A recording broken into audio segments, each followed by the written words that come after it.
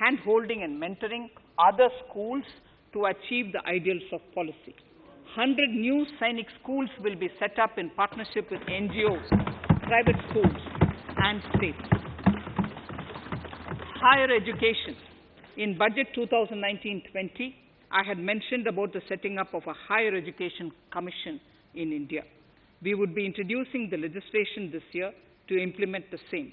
It will be an umbrella body having 4 separate vehicles for standard setting, accreditation, regulation, and funding. Many of our cities have various institutions, universities, and colleges supported by the Government of India. Hyderabad, for example, has about 40 major institutions. In 9 such cities, we will create a formal umbrella structure so that these institutions can have better synergy while also retaining their internal autonomy. A glue grant will be set aside for this purpose. For accessible higher education in Ladakh, I propose to set up a central university in Leh.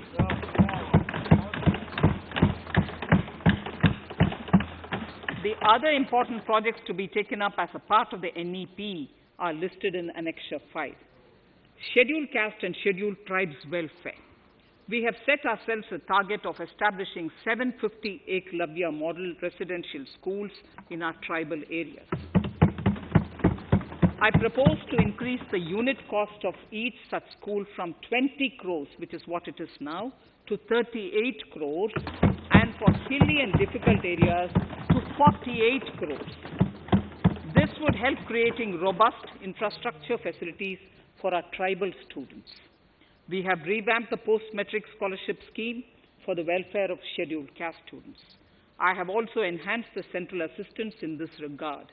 We are allotting 35,219 crores for 6 years till 25-26 to benefit 4 crores scheduled caste students. Skilling. In 2016, we had launched the National Apprenticeship Promotion Scheme. The government proposes to amend the Apprenticeship Act with a view to further enhancing apprenticeship opportunities for our youth. We will realign the existing scheme of National Apprenticeship Training Scheme for providing post-education apprenticeship, training of graduates and diploma holders in engineering. Over 3,000 crores will be provided for this purpose. An initiative is underway, Honorable Speaker, in partnership with the United Arab Emirates to benchmark skill qualifications, assessment and certification, accompanied by the deployment of certified workforce. We also have a collaborative training, intertraining program between India and Japan to facilitate transfer of Japanese industrial and vocational skills, techniques, and knowledge. We will take forward this initiative with many more countries also.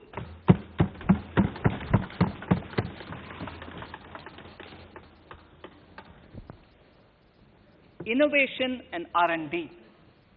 In my budget speech of 2019, I had announced the National Research Foundation. We have now worked out the modalities, and the NRF outlay will be of 50,000 crores over 5 years. It will ensure that the overall research ecosystem in the country is strengthened with focus on identified national priority thrust areas. There has been a manifold increase in digital payments in the recent past. To give a further boost to digital transactions, I earmarked 1,500 crores for a proposed scheme that will provide financial incentive to promote digital mode of payment. We will undertake a new initiative, National Language Translation Mission. This will enable the wealth of governance and policy-related knowledge on the Internet being made available in major Indian languages.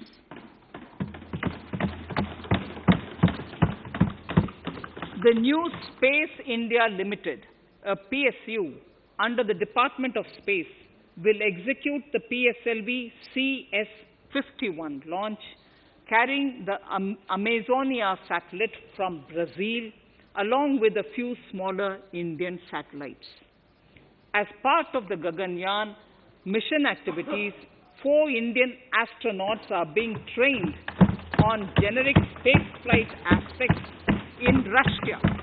The first unmanned launch is slated for December 2021. Our oceans are a storehouse of living and non-living resources. To better understand this realm, we will launch a deep ocean mission with a budget outlay of more than 4,000 crores over 5 years.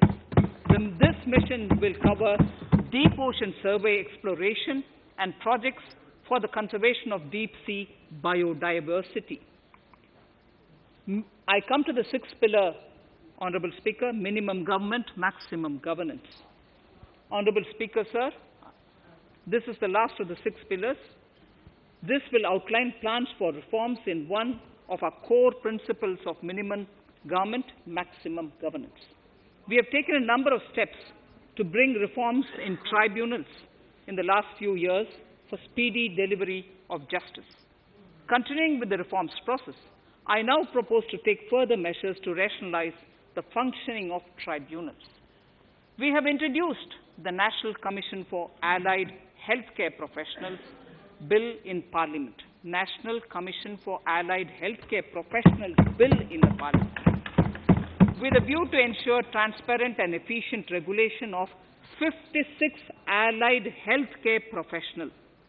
Additionally, to bring about transparency, efficiency, and governance reforms in the nursing profession, the National Nursing and Midwifery Commission Bill will be introduced by the government for passing.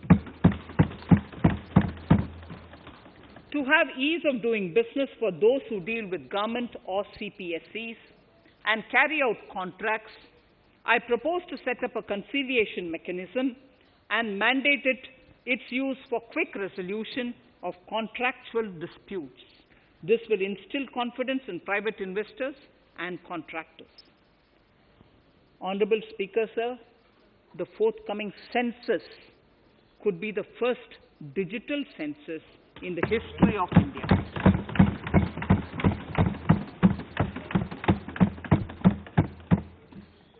For this monumental milestone marking task, I have allocated 3,768 crores in this year, 21-22. Honorable Speaker, Goa is celebrating the Diamond Jubilee year of the state's liberation from Portuguese rule. From the Government of India's side, I propose to grant 300 crores to the Government of Goa for the celebration. I propose to provide 1,000 crores for the welfare of tea workers, especially women and children in Assam and West Bengal. A special scheme will be devised for the same.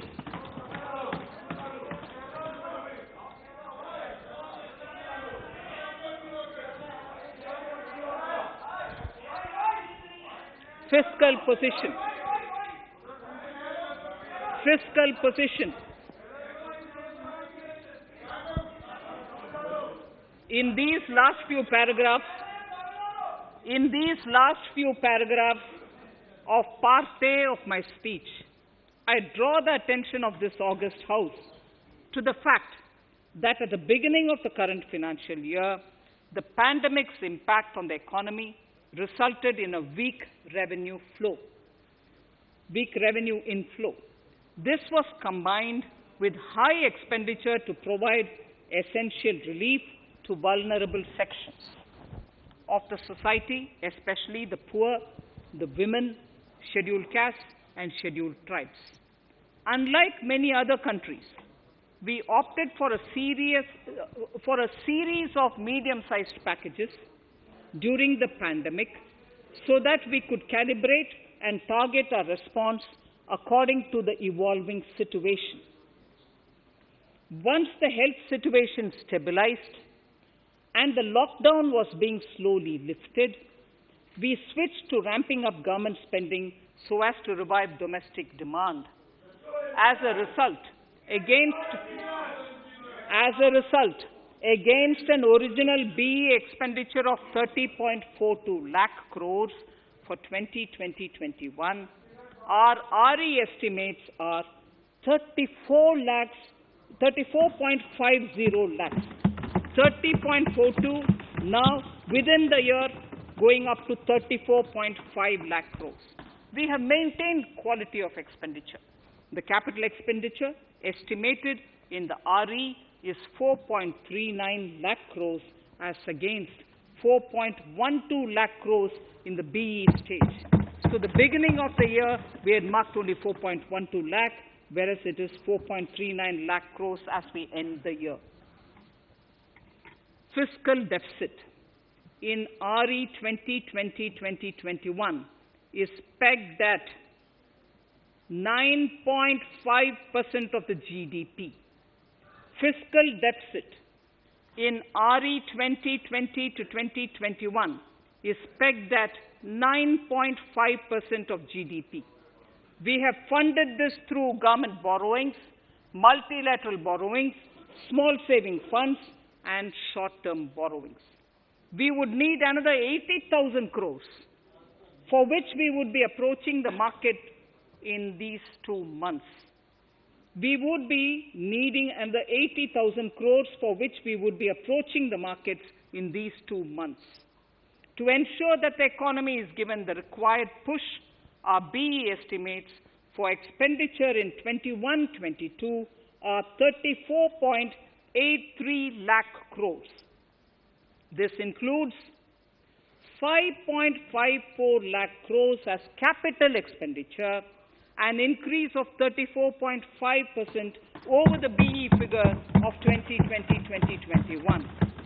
The fiscal deficit in BE 21-22 is estimated to be 6.8% of the GDP.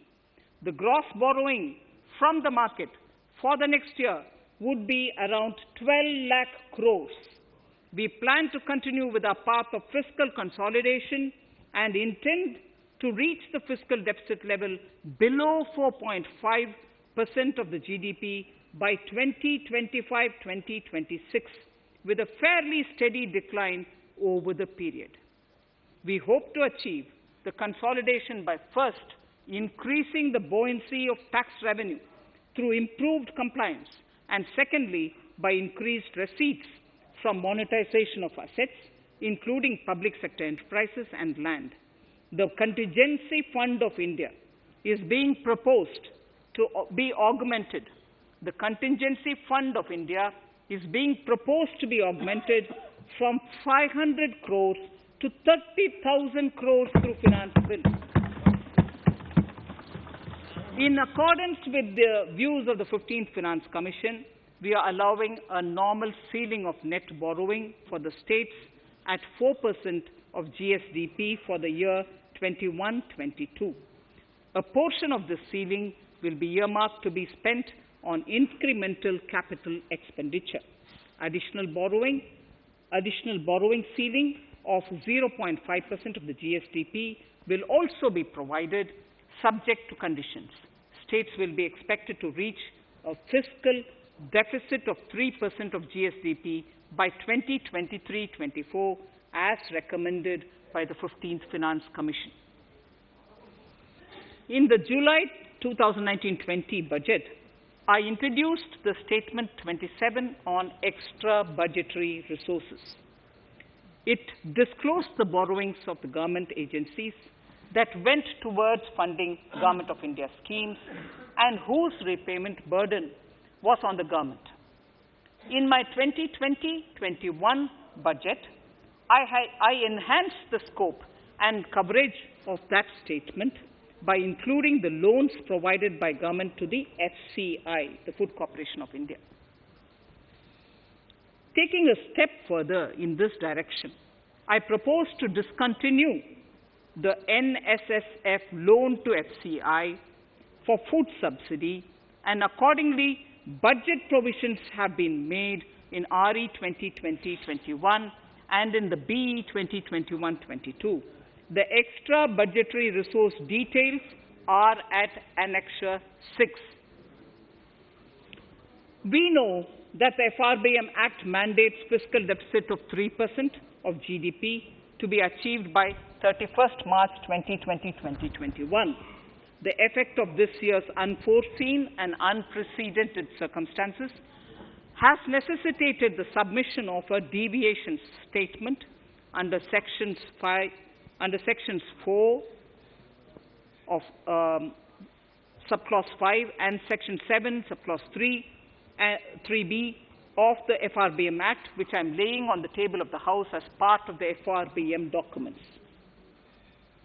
Towards achieving central government fiscal deficit along the broad path that I have already indicated, I will be introducing an amendment to the Frbm Act. Honorable Speaker, on the 9th of December 2020, the 15th Finance Commission submitted its final report covering the period 2021 to 2026 to the Rashtrapati Ji. The government has laid the Commission's report along with the explanatory memorandum in the Parliament, retaining the vertical shares of the states at 41%. We recognize our commitment to fiscal federalism and propose, therefore, to adhere to this recommendation. Jammu and Kashmir in the 14th Finance Commission was entitled to get devolution being a state. Now the funds of the UTs of Jammu Kashmir and Ladakh would be provided by the centre. I have also provided on the Commission's recommendation 1,18,452 crores as revenue deficit grant to 17 states in 21-22 as against 74,340 crores to 14 states in 2020-21. Honourable Speaker, I would now move to Part B of my speech.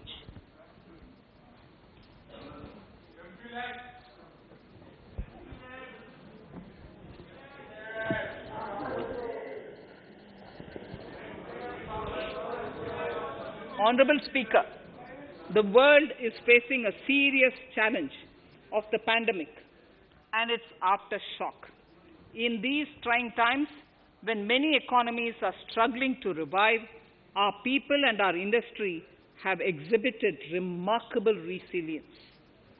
As I mentioned already, post-pandemic, a new world order seems to be emerging, one in which Asia is poised to occupy a prominent position, and India will have a leading role therein. In this scenario, our tax system has to be transparent, efficient, and should promote investments and employment in our country. At the same time, it should put minimum burden on our taxpayers. I borrow the words of Thiruvalluvar, the saint. Yetralum, Eatalum, Kathalum, Katha Vaguthalum, Nalla Valladarasu. A king or a ruler is the one who creates and acquires wealth, protects and distributes it for common good. Tirukkural. Direct tax proposals. Keeping this in mind, the words of Tirukkural, our government introduced a series of reforms in the direct tax system for the benefit of our taxpayers and the economy. Few months prior to the pandemic, in order to attract investments, we slashed our corporate tax rate to make it among the lowest in the world. The dividend distribution tax too was abolished. The burden of taxation on small taxpayers was eased by increasing rebates. In 2020, the return filers saw a dramatic increase to 6.48 crores from 3.31 crores in 2014. In the direct tax administration, we had recently introduced the faceless assessment and faceless appeal.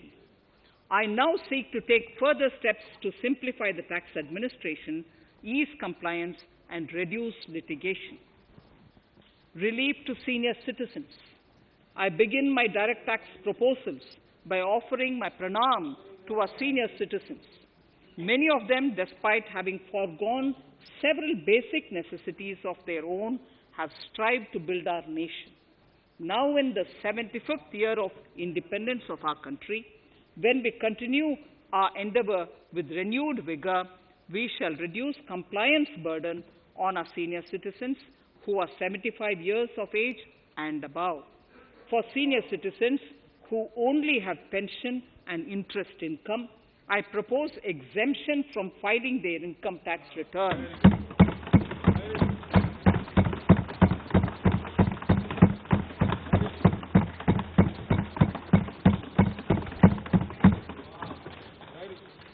The paying bank will deduct the necessary tax on their income.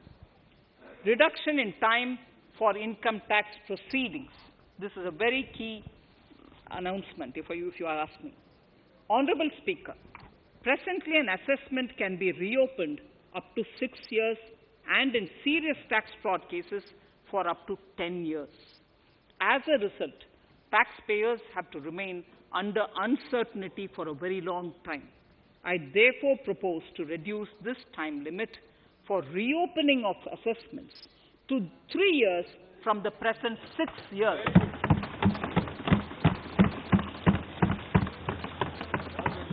In serious